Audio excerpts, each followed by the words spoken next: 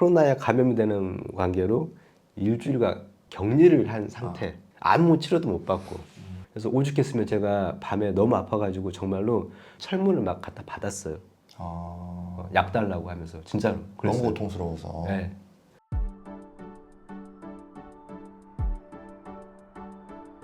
안녕하세요. 암사세 한현수입니다. 이번 시간에는 역시 저번에 이어서 굉장히 성숙하고 아주 슬기롭게 아주 어려운 암인데도 불구하고 이걸 잘 헤쳐나가시는 환우분 한 분하고 인터뷰를 한번 해보도록 하겠습니다. 같이 가시죠. 자, 오늘은 저번에 이어서 두 번째 시간이고요. 오늘도 역시 암이라는 이 무거운 짐을 잘 이겨내고 계시는 한 분을 모시고 제 말씀을 나눠보도록 하겠습니다. 먼저 자기소개 좀 네. 부탁드리겠습니다. 안녕하세요. 저 이번에는 제 소개를 병명으로 해드려야 될 것 같은데 예. 아무래도 네. 저는 혈액암의 일종인 그 소포성 림프종이라는 병을 지금 현재 앓고 있고요.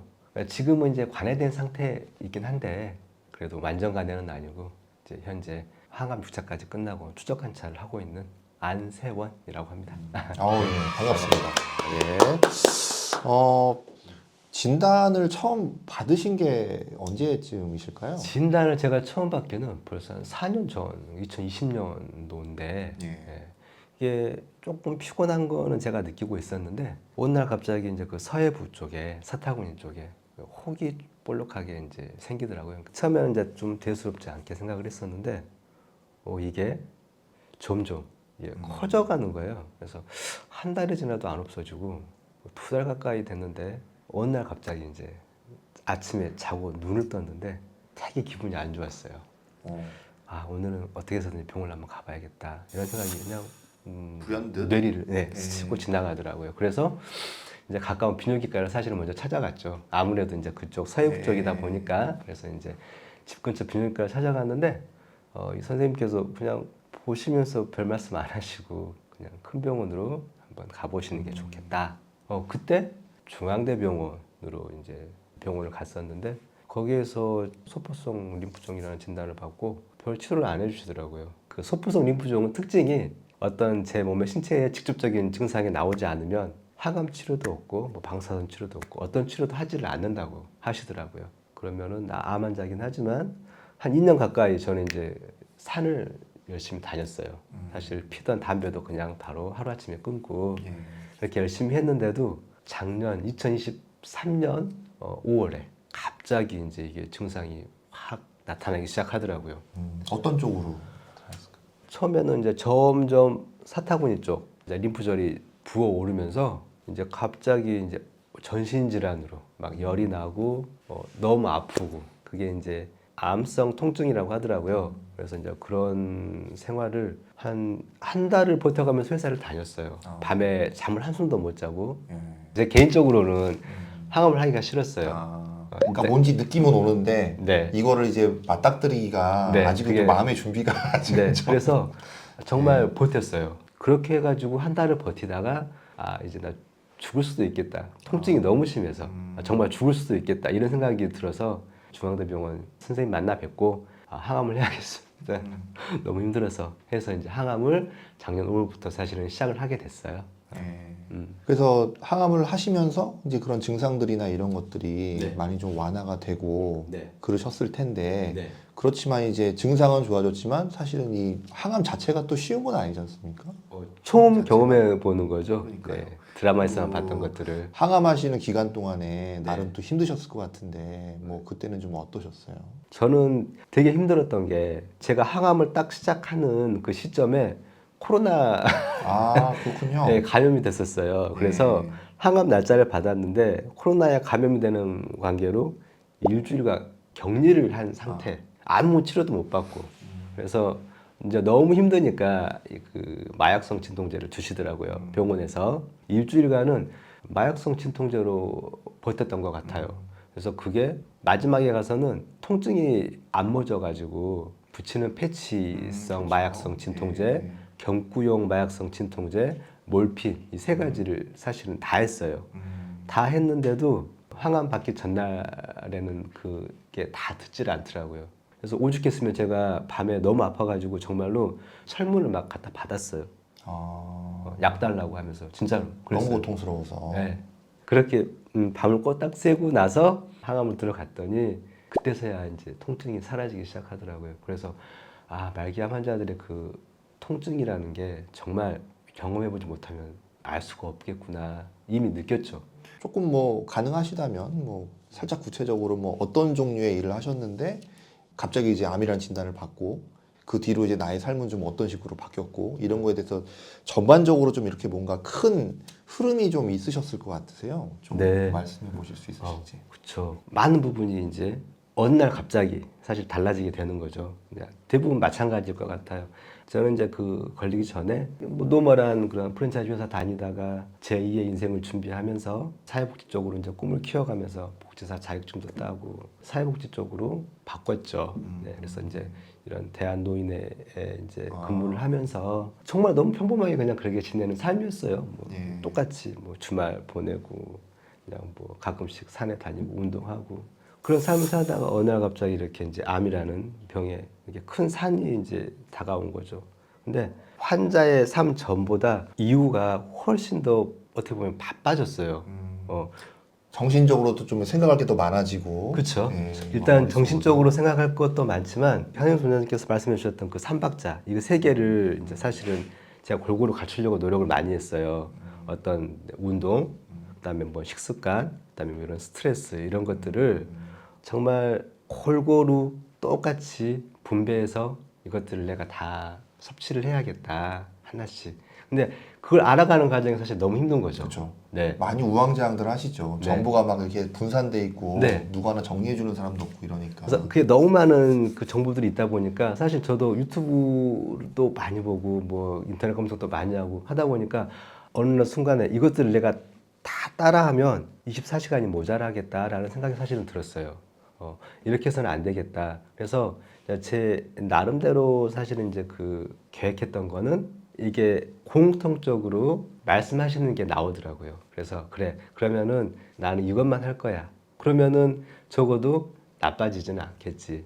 이런 식으로 자기 나름대로의 그냥 어떤 그 치료 원칙이라고 할까요? 그거를 이제 세워나가기 시작을 했던 거죠. 사실은 환자 본인 스스로가 정신을 정말 바짝 차려야지 될 것 같아요.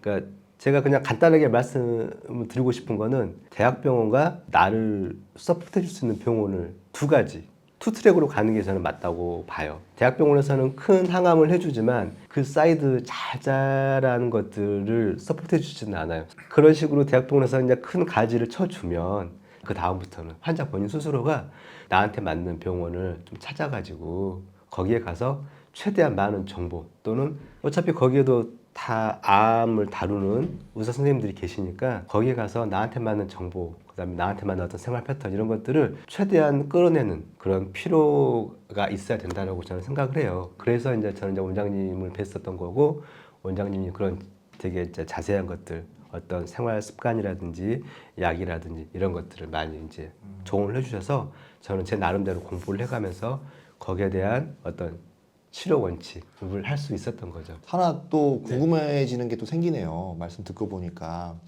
세 분기로 나눌 수 있을 것 같아요. 그동안 흐름을 보면은 처음에 진단받고 이제 본격적인 항암 치료를 하기 전 그때 하고 항암 치료를 하는 기간 그리고 지금은 이제 작년 11월 이후 지금은 경과를 관찰하는 기간인데 지금의 삶은 그전 두 기간에 비해서 비교를 했을 때 그전에 비해서 지금의 내 삶은 어떻고 어떤 식으로 나는 이렇게 또 생각을 하려는 것 같고 앞으로의 또 계획은 어떻게 되고 이런 암 진단 받고 2년간의 삶은 처음에만 이게 되게 힘들었고 왜 나에게도 이런 시련이 하고 그냥 일상하고 똑같았어요. 왜냐하면 나에게 신체적으로 어떤 변화가 없었으니까. 근데 항암 맞는 그 6개월의 기간 작년 2023년 5월부터 11월까지 그 기간은 정말 경험해보기 힘든 육체적으로 정신적으로 근데 이제는 항암이 끝나고 본격적인 시기를 사는데 저는 아직까지도 이 시기가 저는 오히려 세 시기 중에 제일 중요한 시기라고 저는 생각을 해요.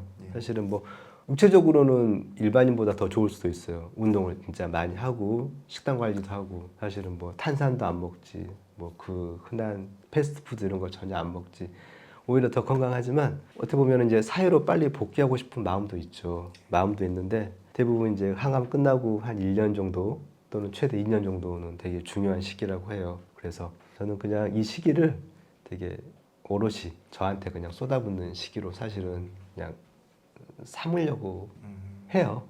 그래서 앞으로 남은 그 인생을 더 건강하고 더 열심히 행복하게 살 수 있지 않을까라는 바람으로 사실은 저는 이 시기를 그냥 투자하는 시기라고 생각을 해요. 한 가지 좀 덧붙이자면은 이제 똑같이 이렇게 겉으로 볼 때는 이렇게 실천을 하셔도 네. 이제 이런 분들도 있거든요. 이제 다른 모든 것들은 다 접어두고 이제 나한테 오롯이 집중을 하기는 하는데 이제 너무 막 모든 삶을 여기에 포커스를 맞추다 보니까 사실은 나의 삶이 없는 거예요.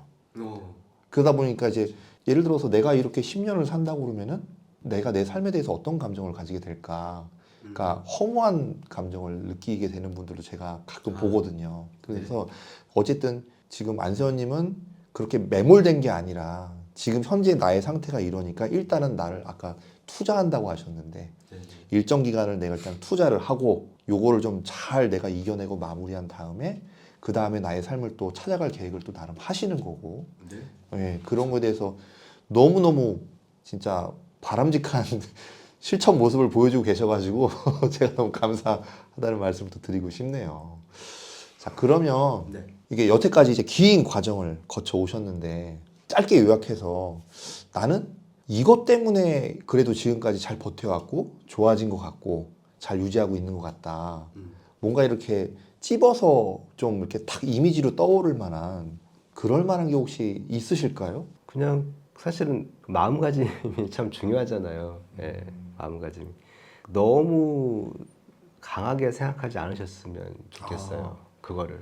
그냥 말 그대로 일상인데 조금 더 큰 어떤 일이 나에게 그냥 주어진 거다. 오늘은 조금 좀 빡센 날이네. 그냥 그 정도의 마인드로 계속해서 다잡아가는 게 필요할 것 같고, 그리고 저는 나름대로 공부를 그렇게 많이 했어요. 그냥 대부분 이제 그러시더라고요. 환자분들 보면 나 이제 병원에 내 몸 맡겼으니까 뭐 알아서 이제 해주겠지. 이제 이런 분들이 의외로 많으시더라고요. 사실 저는 개인적으로는 잘 안 믿었어요. 나 아니면 안 돼. 그런 마인드도 있었고, 내가 여러 선생님들한테 정보는 얻지만 결국 선택은 내가 할 거야. 사실은 저는 그런 마음이 있었어요. 왜냐하면 남의 말만 듣고 내가 거기에 따라서 열심히 했는데 결국엔 결과가 안 좋았어. 그러면 내 탓을 하는 게 아니라 남의 탓을, 다른 조건의 탓을 하게 될 것 같더라고요. 그래서 그냥 그런 마인드로 갖고 생활하는 거, 이게 중요하지 않을까. 굉장히 중요한 말씀이시고요. 제가 이제 환자분들께 늘 투병 생활은 머리로 하는 게 아니라 가슴으로 해야 된다고 이제 약간 이렇게 비유적으로 말씀을 드리는데 이제 그거를 되게 풀어서 말씀을 잘 해주신 것 같아요. 근데 삼박자는 골고루.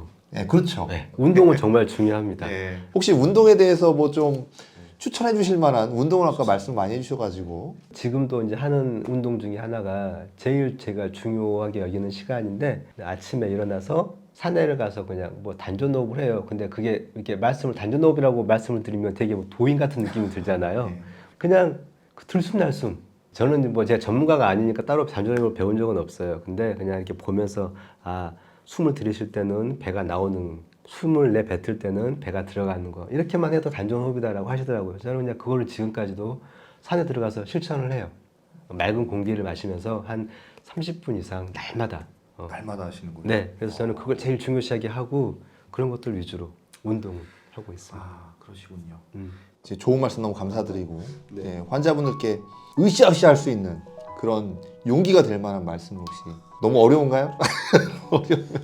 그냥 혼자서 이렇게 집에 계시지 말고 두드려 보면 정말 다양한 분야에서 사실은 많은 용기를 주실 것 같아요.